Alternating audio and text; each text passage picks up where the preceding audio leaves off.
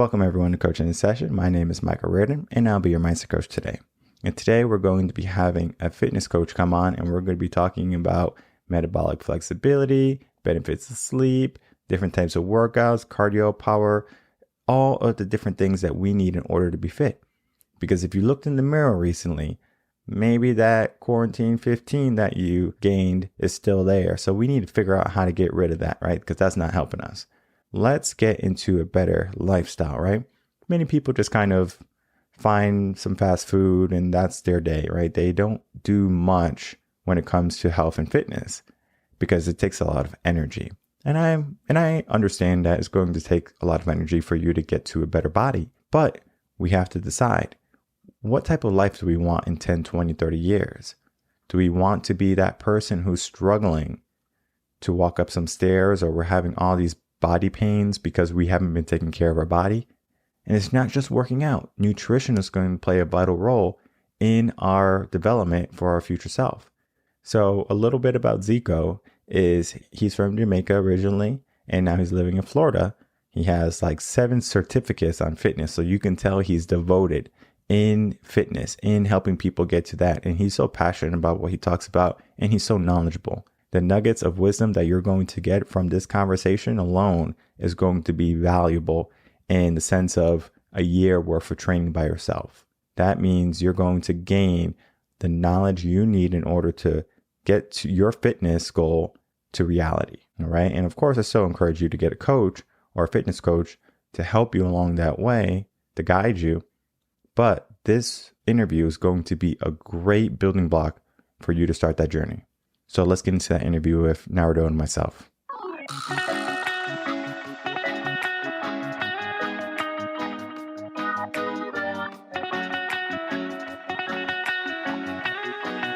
Welcome, Narado Zeco Powell, to Coaching in Session. You are the host of Matter Over Mind Experience podcast, and you are a fitness coach. Please introduce yourself to the world. So, world, my name is Narado Zeco Powell, as Michael just said. I was born in Montego Bay, Jamaica, the wonderful, beautiful island, right? Everybody gotta love it. Now your boy lives in Florida, so I still live in a tropical environment, right? Just that you know what my setting is, right? But I've been in the business for, I would say, at least 15 years as far as fitness, health, and so on and so forth, right? The last 2 years, I've been really, really focusing on helping others in their space. So I have 7 certifications in fitness, nutrition, and weight management. I'm a certified master trainer and also a weight management expert. Now, my podcast, the Matter Over Mind Experience, it's been the Zeco Health Show for about 16 months or so. And I just recently rebranded and I'm still working through it, but it's the Matter Over Mind Experience. And the reason why I've rebranded it as such is because I hear it all the time, especially for individuals who are not experienced. We talk about motivation. Motivation is very important, right? It's very important. Can't take that away. However, anybody will tell you, any great athlete in the world, anyone that's lost weight, anyone that's athletic, anyone that's accomplished anything in life, they will tell you that what you do to your physical body impacts everything else. And we get caught up in, the motivation. And I'm going to use this as an example. Let's say you don't get any sleep, or let's say 3 or 4 hours of sleep for 2 weeks. You can meditate all you want, do all the mindfulness that you want. You're going to feel like crap. Your hormones are not going to be balanced. You're not going to have any energy. Your mind's not going to be clear. So the Matter Over Mind experience is giving you the things that your physical body needs, so you can have a clearer mind. Your thoughts can run more efficiently. You can have more energy and just be at a completely different level. Yeah, and that's powerful to think that way. When you were talking about that, I thought about like being in school and then you have a bad grade on a test and then you're going to go home and show your parents this test. You have to get it signed or something like that. And you're just thinking about that, right? So you're thinking about that negativity. But if you can control your mind and control what happens, that's going to be very powerful for any aspect of your life, not only just fitness.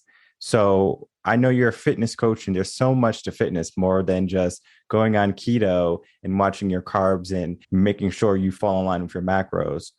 And one of the things I wanted to talk to you about today was metabolic flexibility. And I'm not sure how many people know about that, but if you can explain it and then talk to me about the importance of that. Perfect. I definitely will. Before I get to that, I want to back up a little bit on the last thing you just said, because that's something Okay, I really want to highlight, right? go for Let's it. go back to the matter of a mind situation.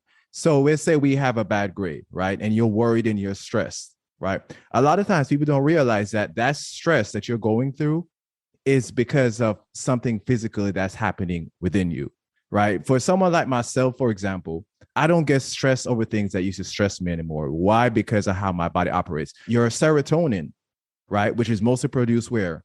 In your gut. Your dopamine is a neurotransmitter. All these things are physical, right? So yes, it's very important to have control over the things for your mind.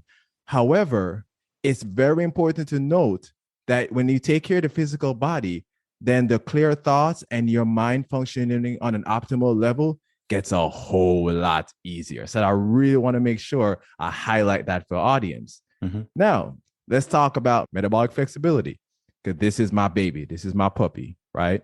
So I'm going to try to keep this as brief as I possibly can. You know, when you meet someone and no matter what they eat, they burn it off.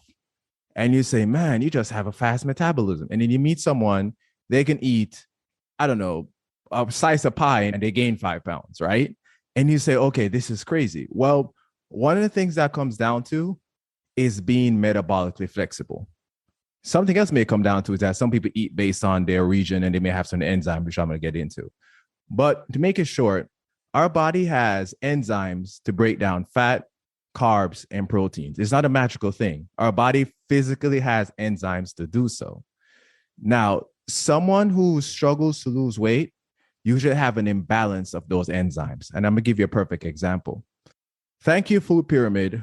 Most Americans eat a high sugar processed diets, meaning that we have, because that's what we feed our bodies have more enzymes like amylase to break down sugars and carbs.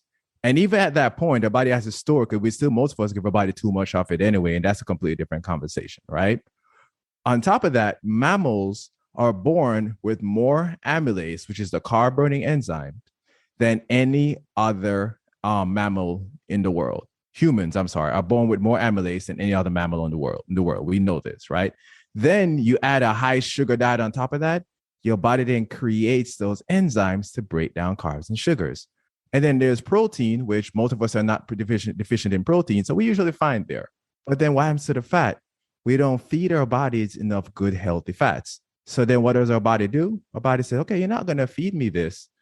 I'm not going to create enough of those enzymes to break down fats. So then you eat something that's rich in fat and carbs. Your body's going to break down some of the carbs, whatever is excess, because most of us have excess anyway. Your body's going to store. But then the fat, your body have a hard time dealing with it. So then your metabolism is not flexible, meaning that whatever your body doesn't break down, it stores. And we have so much evidence now that back this up, but we know this. What everybody struggles to break down is going to store. So you eat something and you just gain weight, you gain weight, you gain weight. Versus I can eat a slice of cake, which I rarely eat cake, but if I do, I don't gain a pound because my metabolism is extremely flexible. And I want everyone to be very keen on that, to understand where I'm coming from. It's not the fact that somebody just naturally born with a faster metabolism. Yes, there's genetics that play a role.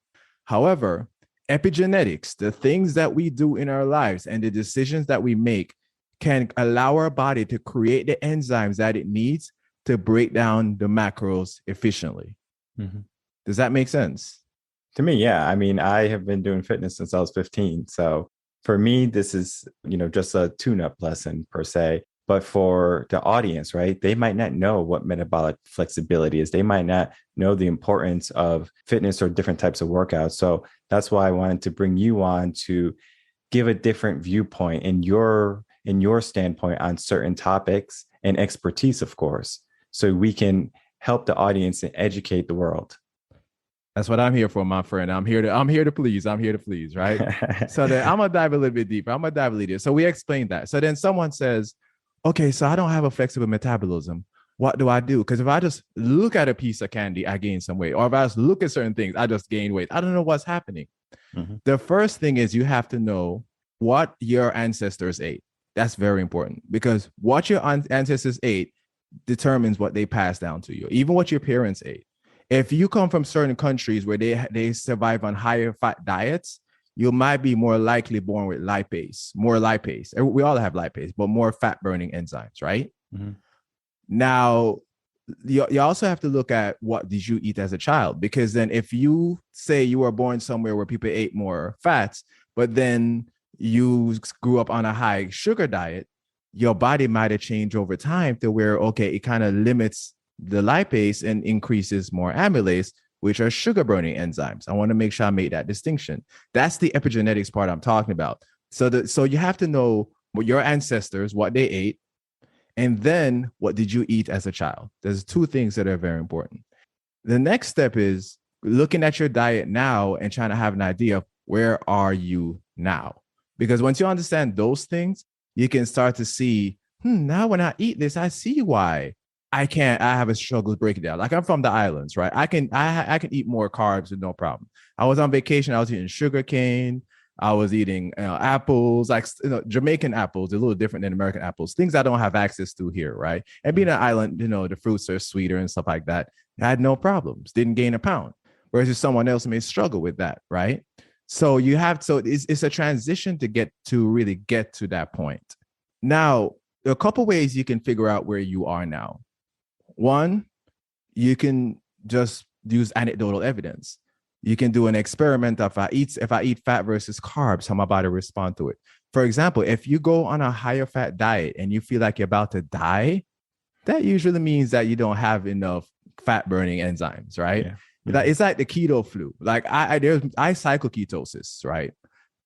When I go to ketosis, I feel great. I have no problems. My body switches over, no issues. I'm all set. And that wasn't the case a few years ago, right? But I'm all set. When I switched to burning carbs, I'm okay as well, no problems. But someone who's not metabolically flexible can't switch from one to the other, right? So the anecdotal piece is understanding when I eat things, if I eat fat and I feel terrible, that there's an issue there. If I eat carbs and I feel great, okay, I'm good. But then some people may eat carbs and they feel bloated, but they eat fat, they feel great. So there's a way to figure it out anecdotally where you are. But here is the tool that I recommend to everyone. And let me tell you something. This is the most fantastic weight management tool I've ever come across. It's a really fantastic hack. It's a product called Lumen. It's Lumen, and it's a breathalyzer.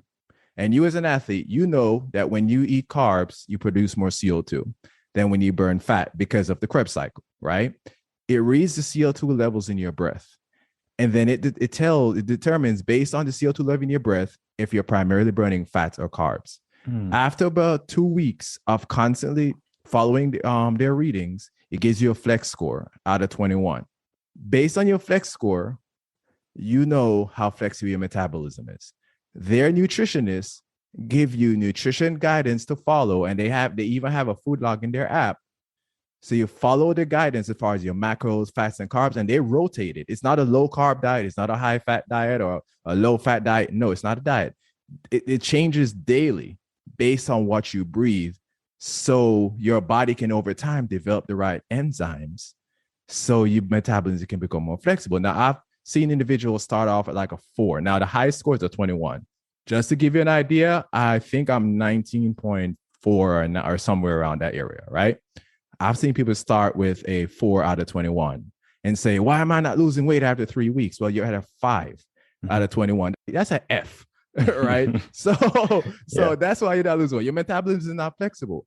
But when they start creeping into the 14s and the 15s and they start realizing, okay, now the weight started falling off. My body's building lean muscle easily. I have more energy. I start feeling better. And that takes a while to get there, especially if you're moving from sugars to fats. That's a lot harder to do. So I recommend any of your listeners to check out Lumen. Their website is lumen.me. I can also send you a link as well if you want to put it in the show notes. Oh, yeah, and I actually And I have a discount code for them too. It's Zeco Health. I know it gives you 10% off their services. So check it out because it really is a life changer because it trains your metabolism to become healthier and more flexible over time. Takes the guesswork out of it. Mm-hmm. Yeah, But that's powerful too. Guesswork. And before Lumen, that's what we did. And me having all the certification that I did, it worked great for me. But when I started using Lumen, I was able to know exactly what my metabolism was doing. So whenever I have my bulking time and my shredding time, it just was a whole lot easier because I had the tool to guide me through the process of doing that, right? Mm-hmm. And to stay on topic with metabolic flexibility, how does age play a role in that? Yes. So age plays a huge role in just about anything, but not age as far as chronologically, age as far as how fast you are actually aging. Because you can have two 30-year-olds, right, who chronologically are the same age, but physically are different ages. So that's very important. Now, a chronic inflammation and oxidative stress that we talk about all the time speeds up the process of aging, right? So if you take a 30-year-old that is under chronic inflammation, chronic oxidative stress, know what's going to happen? Gut issues, possibly gut permeability, so leaky gut that we talk about, right? They're not going to have much energy. Their hormones are not going to be as balanced. Their neurotransmitters are not going to fire as well. Their gut enzymes are not going to be as balanced as they should be. And a host of other things, because they may also have insulin resistance. There's so many things that could happen based on how you're actually aging.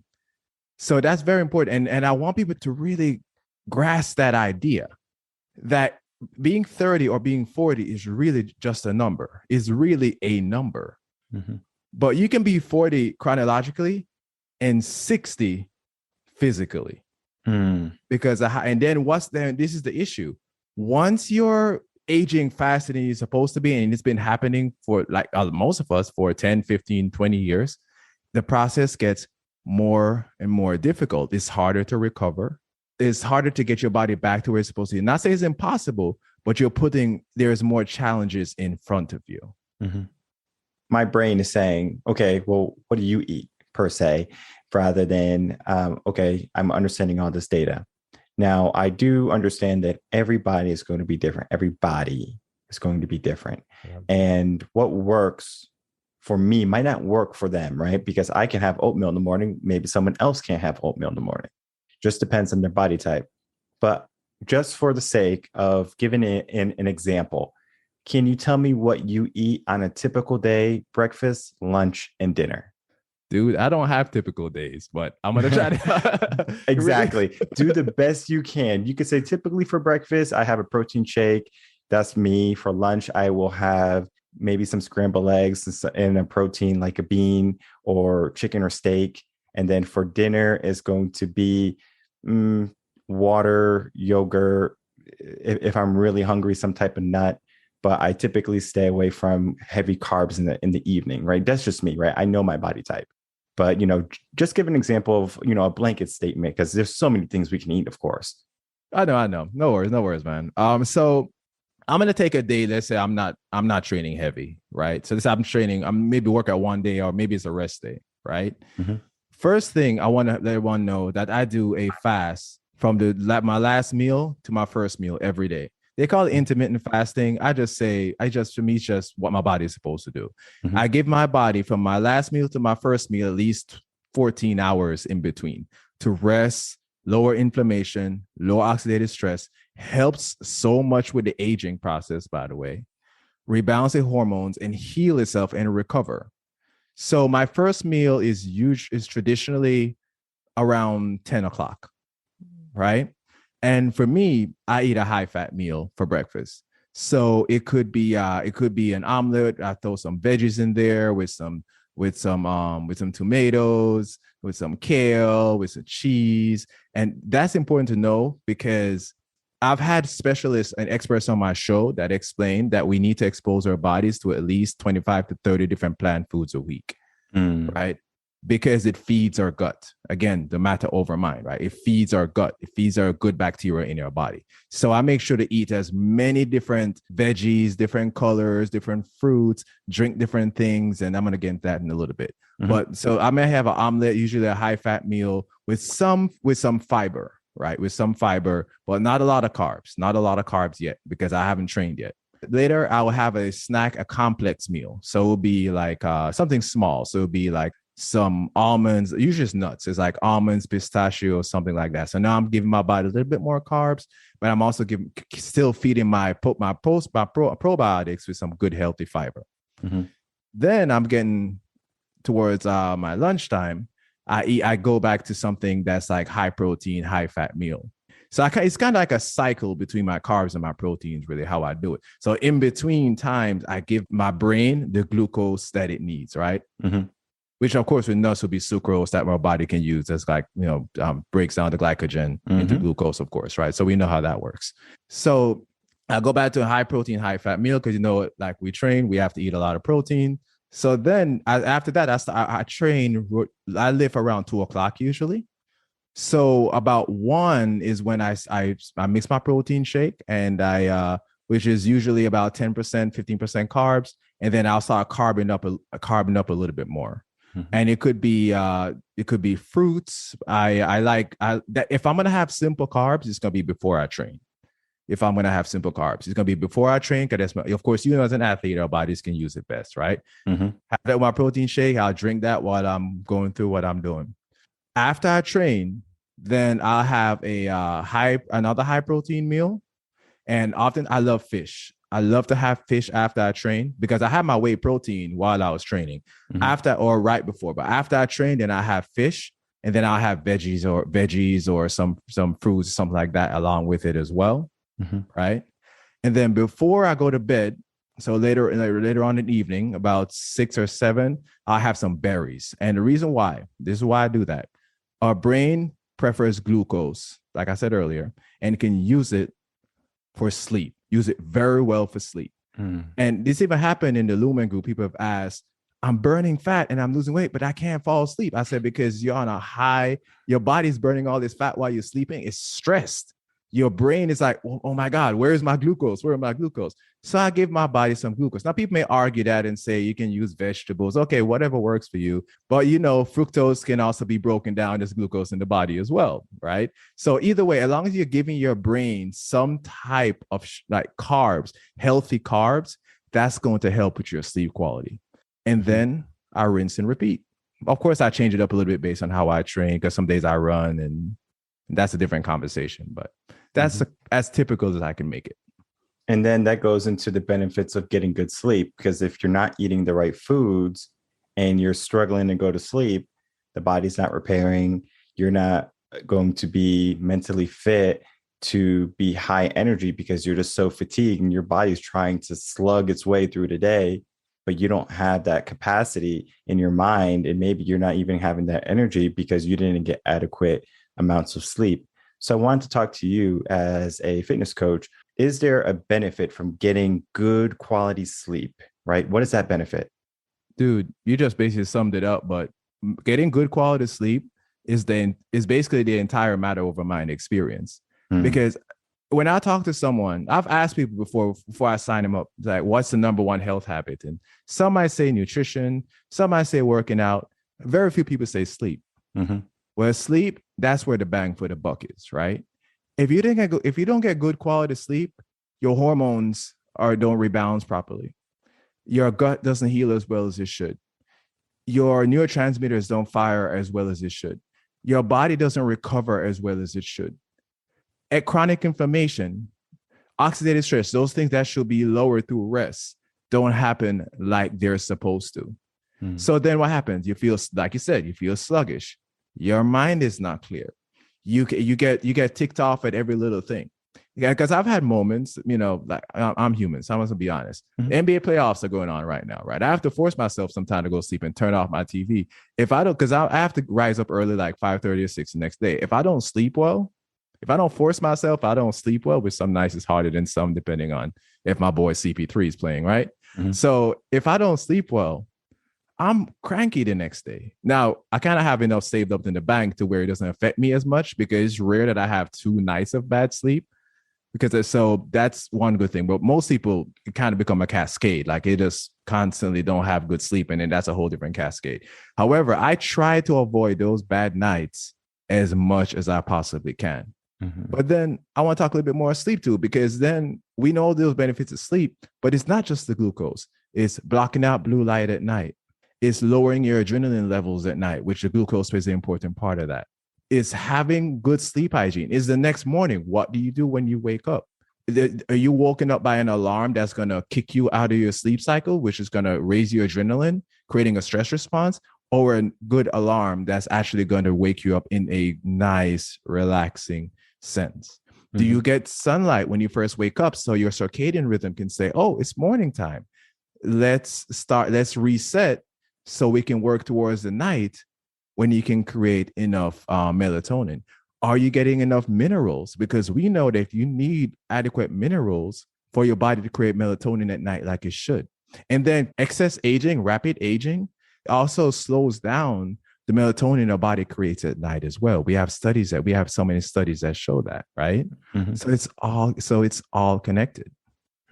Yeah. And then the alarm thing, for anyone who's interested in getting an alarm, there's so many apps you can get for your phone that are not your phone alarm that gradually wake you up, right? You can get the sounds of birds that just start with a slow chirp and it slowly starts to get loud. So if you want to wake up at 5 o'clock, that alarm knows, okay, we're going to start at 4:47 to gradually get you out of your sleep instead of abruptly. So there's so many tips and tricks when it comes to fitness where it's just more than just, okay, make sure you go to sleep at 9 o'clock, make sure you wake up at 5 o'clock, go to the gym, do this, do that, eat this diet. It's more than that, right? We have to understand our body, right? Many people don't even take the time out to realize, okay, what foods work for me? How much sleep do I need? They say, well, it's recommended I get 8 hours of sleep, right? How often do we hear that? Because you might need less, you might need more, right? Depending on who you are, right? Where you are. And for me, I can have 6 hours of sleep and I'm good to go 100%. Now, if I want to do it naturally, I'll probably be sleeping around 7 hours, right? But I can utilize 6 if I have to, just depending on the day, how many meetings I have, how much work's on the docket. I can use 6, right? And I won't even need a nap throughout the day. But the reason I can do that is because I have a healthy diet. I'm not going out there and going to McDonald's all the time when I'm hungry, right? I'm going to cook. Most of my meals are home cooked meals. I make them. And, kudos to my parents, my grandma. They taught me how to cook. I didn't need someone to come over and teach me how to cook. And that's one of the skills that everyone has to learn. How do you cook, right? And then the next skill is, how do you balance what you eat? Because you might know how to cook fried chicken, but you shouldn't be eating it every day. And I understand it's grandma's recipe, but stay away from some of those foods that are not helpful to you, right? So understanding what's helpful for you and then making sure you're getting adequate amounts of sleep. Did you want to touch base on that, or did you want to get into what type of workouts are going to be good for people now? Because we talked about the food, we talked about the sleep and the basis of what's going to be our maintenance. And then we need to start to get into the fundamentals of working out. I want to add a little bit to because you said something that's very important. You said knowing what works well for you, right? That's so important. And the reason why I want to talk about that, just for like maybe 60 seconds, is because I was talking to someone the other day about getting glucose at night. And they were saying, well, everybody's different. And some people can run on fats at night. So, well, if you're metabolically flexible, that'd be more likely, yes. But the fact of the matter is, our brain likes glucose or ketones for sleep. So if you're going to be in ketosis, that's great. If you're not going to be in ketosis, you may use glucose. However, the reason I'm mentioning that, most people are not in ketosis all the time. So experiment with what works for you when it comes to your carbs at night. Don't listen to that nonsense where they say don't eat carbs at night. Don't eat popcorn, right? And don't eat, processed crap, but eat good, healthy, complex carbs. Like you're talking about apps, download a glycemic index and learn which carbs are complex. And you can add those in that and then experiment how much works for you. And you combine that with all the other sleep hacks and you can transform your sleeping experience. Definitely. And then we get into the nitty gritty, right? People want to get in shape now. They say, okay, I have my nutrition down, I have my sleep pattern down.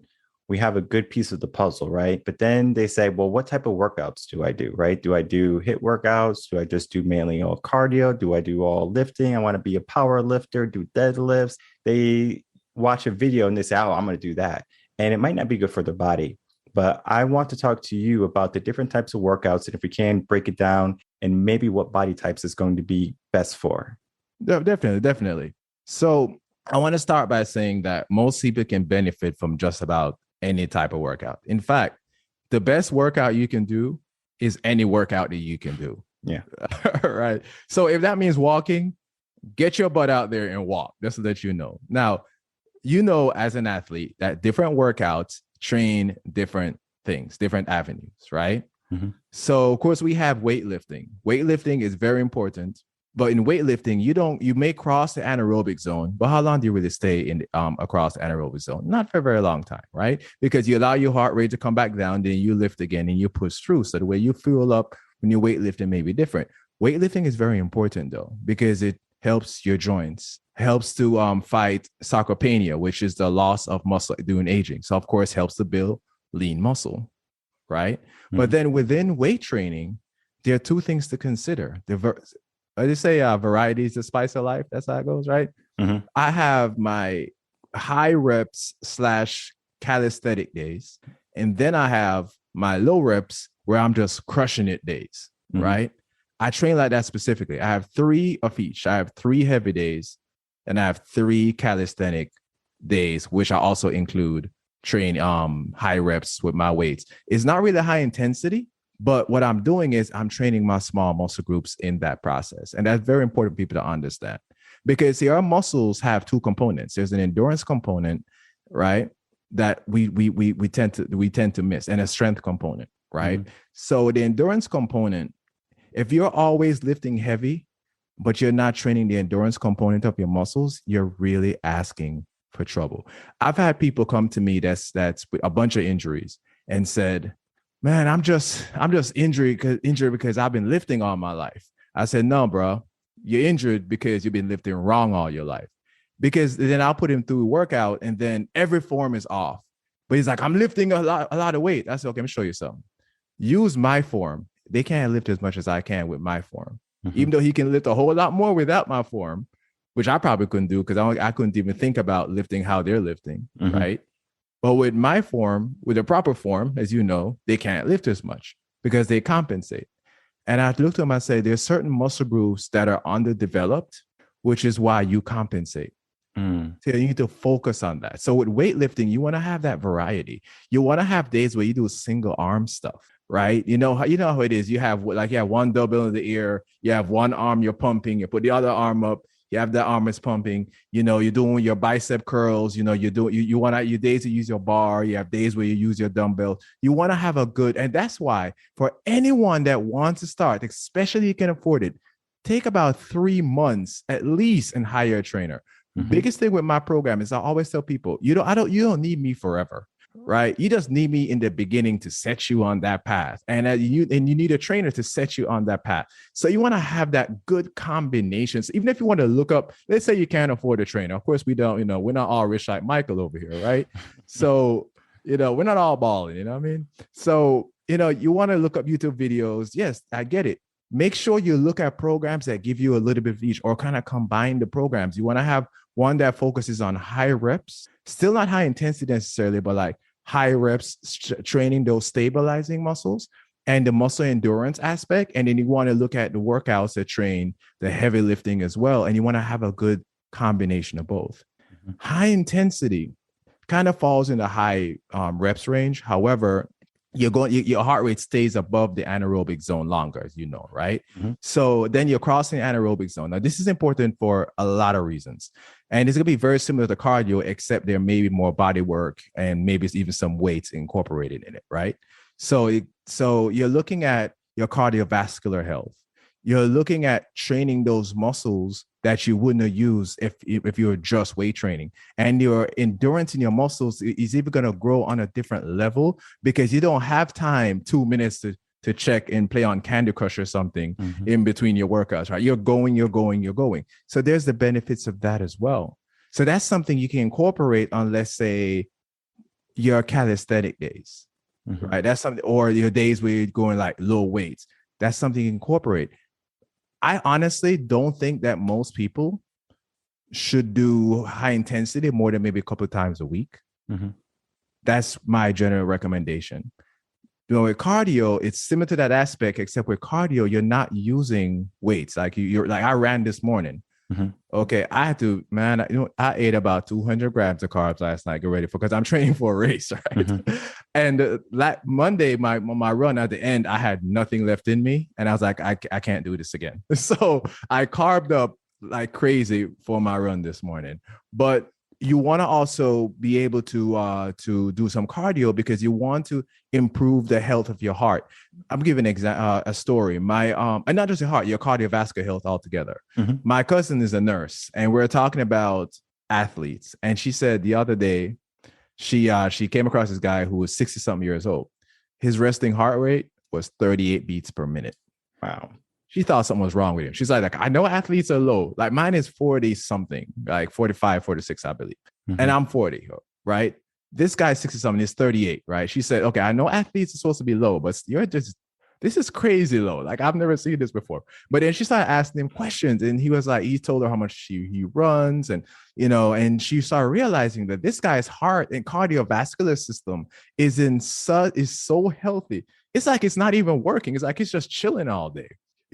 Versus if you don't train your cardiovascular system, it's always boom, boom, boom, boom, boom. It's have to work overtime just to walk down the freaking street. You may walk down the street and you're like 70, 80, 90 beats per minute. And this guy walks down the street to like, I don't know, maybe 40 something beats per minute.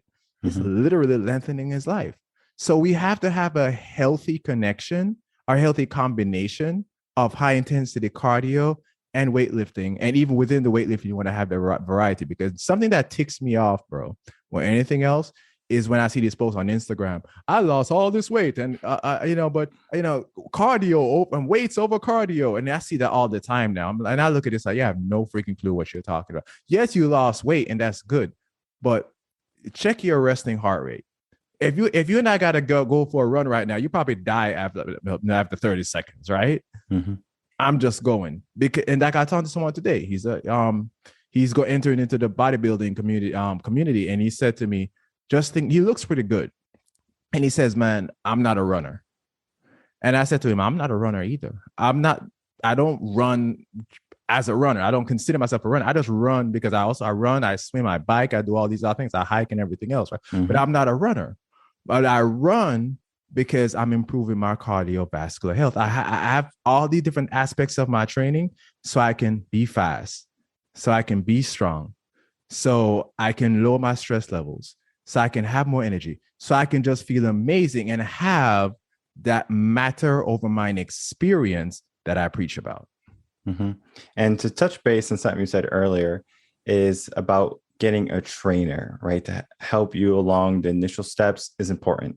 Because then they can see, okay, if you have any bad form, because some people might say, oh yeah, I worked out before.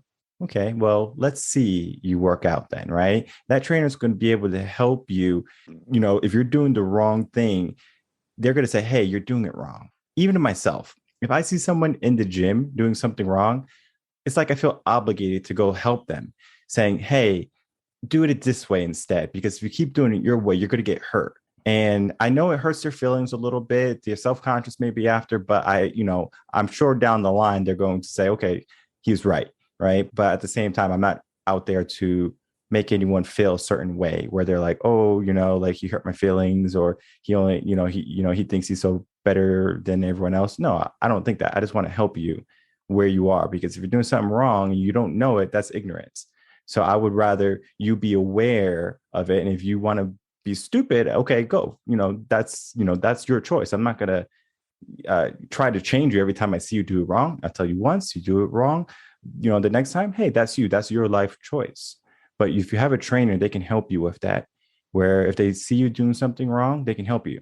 And then even when you get that initial start of your fitness journey and you're working with someone, understand that you'll probably hit a plateau if you just do the workout that you have got from them. So you outgrow workouts. And you have to understand how the body moves, because the body is basically muscle memory. So if you do the same workout for a year, eventually the body's going to say, okay, well, I understand what you want from me. So I'm going to give you what you want, but you're not going to see any more improvements.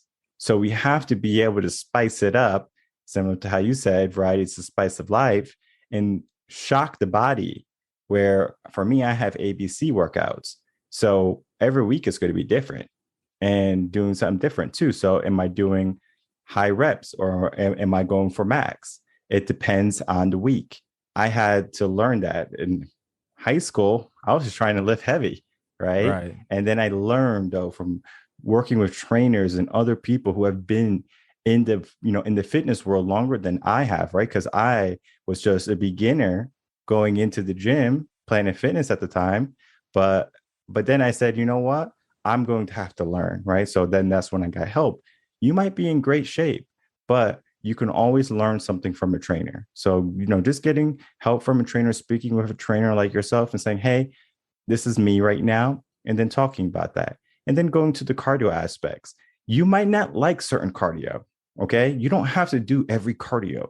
There's so many different machines in the gym, all right? They're there for a reason. So if you don't like the elliptical, don't do the elliptical, right? If you don't like running on the treadmill, switch it up, do steady state incline, do something different, right? Go swimming. For me, I like running on a basketball court. That's what I like. Like for me, I would rather run on the track or a basketball court rather than run on a treadmill. That's just me, right? What do you like, right? Because if you don't like what you do, you're not going to do it. All the people say, I don't like running. Well, what type of running don't you like? Do you don't like running on the treadmill or you don't like running on the track? They might say both. Do you like swimming? Do you like biking? Things like that. There's going to be activities that you can do to get that heart pumping. And many people are just like, yeah, like I'm just not good at it or my joints are bad. Then we need to start to look at your diet, right? Your body is so damaged already. Let's start to repair it. And you got to understand something, people. You only have one body. So you need to start thinking like, okay, I have one body. Everyone thinks they have like all these bodies that they can go to or they can get all these surgeries and everything's going to be okay. It's not that way. We have to be purposeful in how we live, how we think, and what we put into our body and our mind too. Because if we just go haphazardly through life, I guarantee you when you're 50, you're going to be breaking down. I know people who are in their 70s at the gym. They look like they're 40. And that is because they put in the work and their body is reflecting that work. Dude, I remember this changed my life. I'll never forget this. I didn't learn this guy's name. I call him the Silver Fox. I was at UFIT, right? Years ago.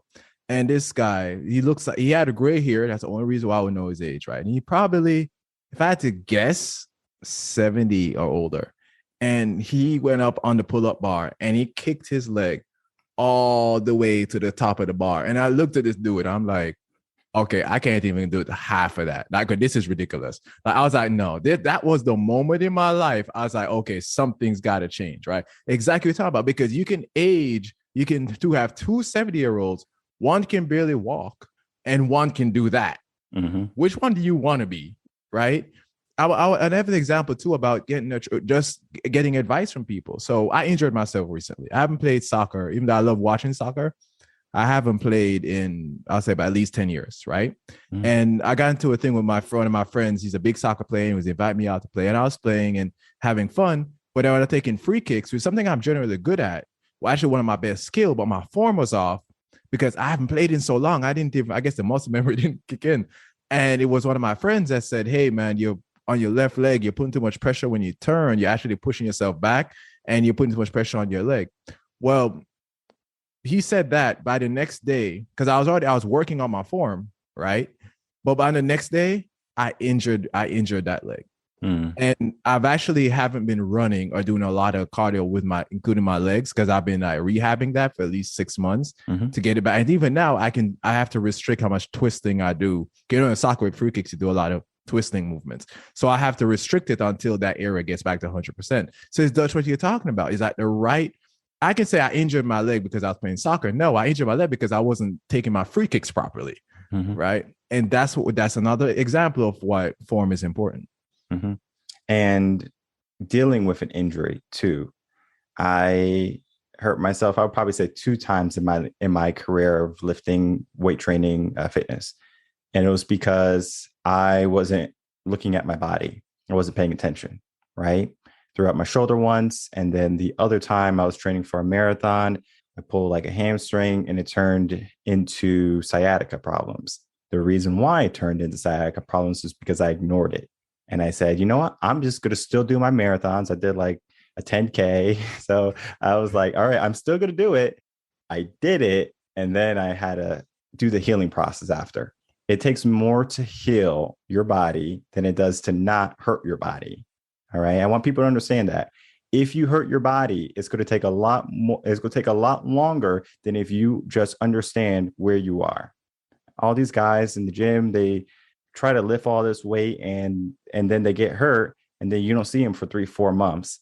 Where are they? Right? They're losing everything they gained. Understand your body, take some time out, speak with a trainer, work with someone who can say, okay, this is a good pace for you. This is where your body is. And then understanding that, right? You know, like you're not going to build a house with bamboo when you should be building it with steel, right? And many people are just over here just tossing bamboo thinking that they're building a home, right? But you have to lay down that strong foundation, right? And that's going to be making sure you have a good nutrition, you have someone in your corner, and you can say, all right, I have a good trainer. They're helping me with my nutrition. They're helping me with my workouts. They're helping me understand, all right, this is good for my body. This is not good for my body.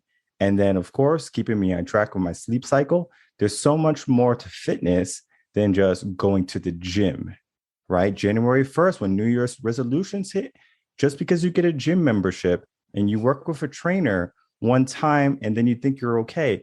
No, you need to find someone dedicated who does it for a living. And then from there, you can say, okay, like I'm going to work with Zeco. And then that is going to be my guy. And every time I have a problem, every time I have a question, I'm going to address it with him versus, okay, well, I'm going to Google and Google told me this because Google says a lot of things. A lot of things, yes. And we have to understand just because Google says it, it doesn't mean it's going to work for you, right? So having someone who knows you, who has spoke with you, and then of course, sees the progress that you're making, it's going to be about, 3 to 6 months minimum. That's minimum, where you can say, okay, I have a healthy foundation. So if you're going to invest in yourself, understand something. Make sure you're going to do it for that period of time, right? Don't just say, all right, I'm going to get a gym membership and you never go, but you signed up, of course. So now the gym is getting free money, but you don't get any type of benefit from it, right? So understand that too. So I wanted to get some final words from you. It could be about where can people find you or just talking about fitness the last little bit. No worries. Okay. I'm going to keep this as brief as I possibly can, right? So, because I want you to leave the audience with just a few things here. Mm-hmm. I want to say, one, the difference between, let's say, myself and Michael, and let's say someone who's overweight and never worked out, is because fundamentally our bodies are different now. We've trained a certain way, our nutrition a certain way, our gut enzymes are different, our metabolism may be more flexible, we have more lean muscle mass, or maybe aging slower, so on and so forth. So that's one thing I want everybody to fully understand from the jump. The second thing is when you get into a program or you're making changes, you're going to understand that you have to make micro changes and enjoy the process as you go. Do not do this. You know what? I'm just going to cut my calories and I'm just going to go for it. You're going to be miserable. You're going to have headaches. You're going to be hangry. You're going to want to cuss everybody out. It's just not going to be a good experience. And then, of course, Michael, calories in, calories out only work so much if you don't treat the entire aspect of fitness, i.e. the gut enzymes, the metabolic flexibility we're talking about, sleep, and so on and so forth, right? Second thing. The third thing is that your body is going to give you signals that it's changing as you're making these micro changes. Listen to your body. There are going to be times when you just need to sleep. For example, when I'm healing from my injury, which unfortunately, because I'm stupid and made these mistakes, right? But my resting period is a little different in that healing process. So as your body is changing and adjusting, just listen to it. Sometimes it may need to take 3 days off, and then take the wins. Like I've had clients that text me after a few weeks and said, I'm getting out of bed now without any issues. I used to struggle to get out of bed. but I just pop up out of bed now. Like it hasn't happened in years. So your body's going to give you signals that it's changing, listening to it. And the last thing is focus on recovery. You need to recover. You're just going to go straight for it. Actually, just cut your calories that your body needs to function at its best. And then think you're going to be great and you're going to work out and you're just going to drop 100 pounds or 50 of that might end up being muscle anyway. You need to focus on recover. So that's the nice umbrella and nice bow I want to leave for everyone. Mm-hmm. As far as getting in touch with me, I'm an easy guy, right? My podcast, Matter Over Mind Experience. Check it out. It's on every single platform you can actually think of. I have a YouTube channel, but I don't put a podcast on YouTube, but it's on Apple, Spotify, Google, Amazon, Facebook. It's an audio show. So the Matter Over Mind Experience. When should I say that right? Because I might have said that wrong earlier. The Matter Over Mind Experience. My Instagram, Zeco Health, Zeco Health is one word. My TikTok is also Zeco Health. I love chatting with people. So feel free to message me primarily on Instagram. I'm more responsive. I'll talk to you. I won't charge you. In fact, my goal is to help you. If you need some questions answered, as much as I can help you without getting legally sued, right? I will try to help you. And of course, not cutting into my pocket because, I might have to make money at the same time. I will help you as much as I possibly can. Mm-hmm. Definitely. You're going to be in good hands with Narado Zeco Powell, everyone. If you're looking for a trainer, fitness guide, or just a friend to talk to, he's going to be your man. All right. Thank you so much for coming on and spending your time with me. Hey, thanks for having me, Michael. All right. Cheers. I would like to thank again my guest, Narado Zeco Powell, for coming on and talking about fitness and everything he's doing. He has a podcast. Make sure to check that out. And he has so much wisdom and he's a kind and fun loving guy, because a person who's going to be talking to you and is not so much worried about the money, those are the people that we want in our corner. And many of the coaches that I speak with, that I bring on and put on air, I want you to recognize that they're there to help you. I do interviews with people and those interviews never see the light of day. If someone is not a good fit for the show, I'm not going to present them to you. That is not what I do. I present people who are going to be assets in your life.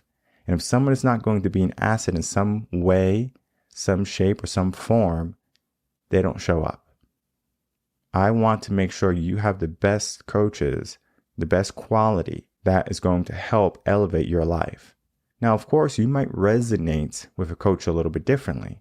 For example, you might not resonate with me, but you might resonate with Zeco more so. And I encourage you to speak to him. I would rather see you do good than be with someone that you're not resonating with that has the same energy level. Now, I do have good energy, so don't throw me under the bus quite yet. But however, everyone is different. Everyone requires a different touch. So find the coach you resonate with and head over to the interview tab on my YouTube channel. Or you can always just make sure you check the titles and you can see if there's going to be a guest. But every Wednesday and Friday now, I'm going to be having a guest. So many people are coming on coaching in session and they have something to say and they have something to share. And I want you to be a part of that. As always, make sure to like, comment, and subscribe and to share this video with other people to help build a community of people that are trying to get to a better life and a better tomorrow.